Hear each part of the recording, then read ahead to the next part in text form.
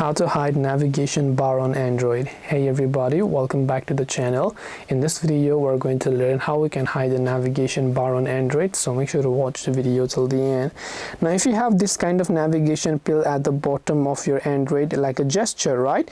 But you can easily go ahead and remove this as long as you're using stock Android or other forms of Android.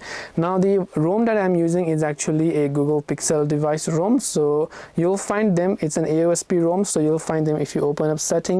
Then if you go to, let's say, system, then if I go to gestures here, in my case I can just select navigation mode, then I can go ahead and tap on this gear icon. Then I can simply go ahead and then turn off this navigation zone over here. Then once I turn off the navigation bar, I'll be able to go ahead and then remove that navigation gesture from the bottom of the screen. And this way you'll be able to go ahead and then remove it. Hope this video was helpful. If you have got any more questions, queries, or doubts, feel free to also leave them down in the comment section below. Thank you for watching till the end, and see you soon in the next video.